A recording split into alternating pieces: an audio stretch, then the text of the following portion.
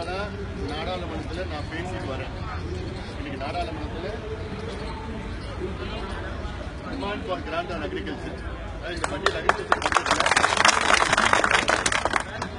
அந்த பட்ஜெட் சம்பந்தமா அதுக்கு அக்ரிகல்ச்சர் வேளாண் துறைக்கு என்னென்ன ஒதுக்கீடு சொல்லிட்டு அதுக்கு விவாதம் நடந்து பேசி 5 நிமிஷத்துக்கு முன்னாடி நான் பேசிட்டு நேரம் இங்க வரல. அதுல பேசுனது என்னன்னா, எங்க விவசாயிகளுக்கு உழைப்புக்கு ஏற்ற ஊதியத்தை கொடுங்க, உழைக்கிறாங்க, அந்த விளைபொருளுக்கு ஊதியத்தை கொடுங்க.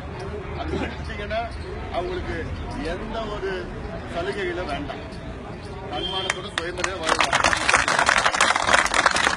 அது என்னெல்லாம் பேசணும்னா, ஒரு கரும்பு உற்பத்தி செய்யறதுக்கு தமிழ்நாடு வேளாண் துறை பல்கலைக்கழகத்தில் வேளாண் பல்கலை அதுல என்ன ஆராய்ச்சி மூலமா சொல்லிட்டு இருக்காங்க, ஒரு டன் கரும்பு உற்பத்தி செய்யறதுக்கு 3575 ரூபாய் தேவை.